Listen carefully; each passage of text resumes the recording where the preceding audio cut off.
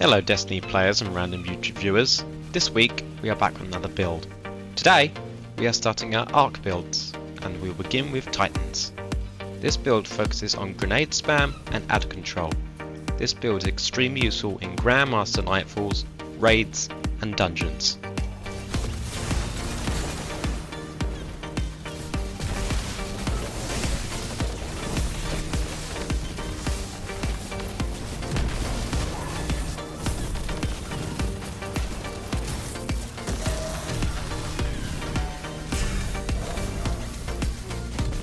As we can see in this footage, we are chaining arc to every single enemy and we practically have infinite grenades, and we are dealing massive damage to all enemies.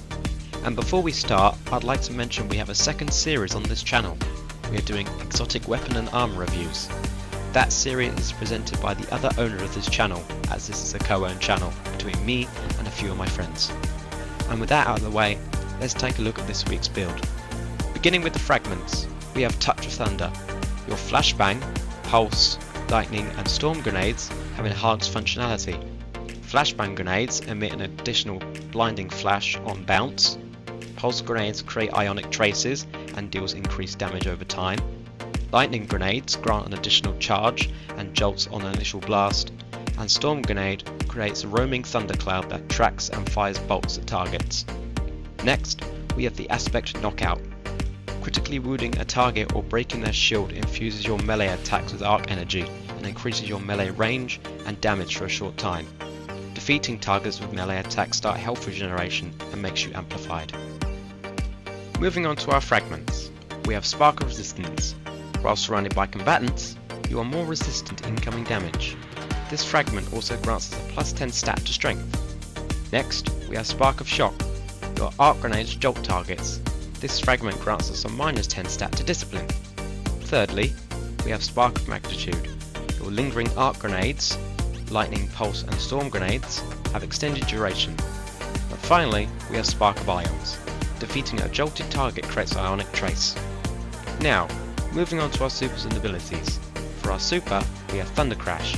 This is optional. Fist of Havoc can also be used. For our class ability, we have Thruster.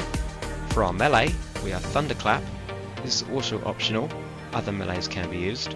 And for our grenade, we have Pulse Grenade. These are all extremely good combinations since our aspect, Touch of Thunder, enhances our pulse grenades, dealing more damage and making them recharge faster. Our fragments, Spark of Shock and Spark of Magnitude, also enhance our pulse grenades, making them stronger with Jolt and lasting longer. Jolt can also stagger overload champions. If you do not have any of these aspects, fragments or abilities, they can be bought for Glimmer from my core array. She is in the Bazaar section of the tower and Glimmer can come from anywhere in the game.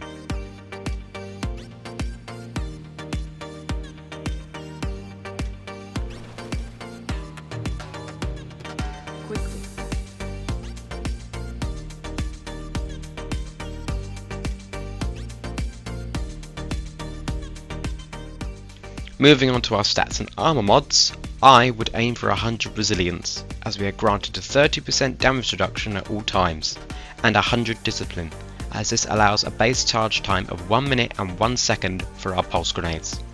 If you struggle to get high stat armor, mods can be applied to your ghost to focus armor with a chosen high stat. This armor can then be focused at the helm.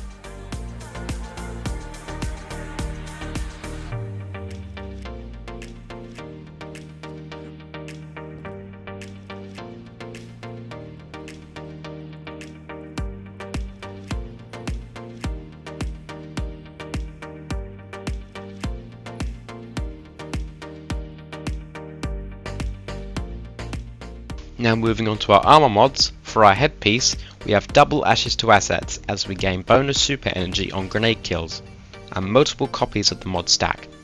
And a harmonic siphon, this will match our subclass making an arc siphon. Getting rapid kills with arc weapons generates an orb of power.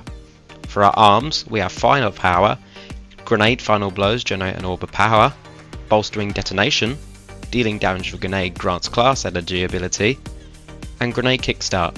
Picking up an orb of power now grants us armor charge, and using your grenade energy will consume armor charge, giving us grenade energy back. For our chest piece, we have solar resistance, reduces incoming solar damage, and void resistance, reduces incoming void damage, and charged up, grants one additional stack of armor charge. Damage resistance mods are optional, and can be swapped out for other mods. For our legs, we have Absolution, reduces all ability cooldowns when picking up an orb of power, Innovation, grants grenade energy when picking up an orb of power, and Recorporation, grants health when picking up an orb of power. And for our class item, we have Double Bomber, using our class ability grants grenade energy, and Distribution, using our class ability near combatants, grants energy for all abilities. And finally, we have our exotic. Our chosen exotic piece is Heart of Inmost Light, an exotic chest piece for the Titan class. The exotic perk on this chest piece is Overflowing Light. Using an ability, such as Grenade, Melee or Barricade, empowers the other two abilities. Empowered means abilities have faster regen, melees and grenades do more damage, and barricades have more hit points. If you do not have this exotic, it can come from the daily loss sector when chest piece is the daily reward, or a random drop from an exotic engram. This exotic can also be bought from Exur when he is selling it, or from his random exotic engram. Once you have unlocked this exotic, it can be focused with high stat armor using the ghost mods. This armor can then be focused at Master Rahul. He is in the courtyard section of the tower. What cipher is this?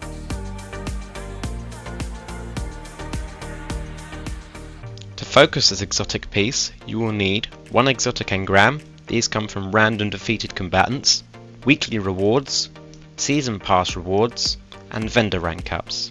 You also need 60,000 glimmer, 3 ascendant shards.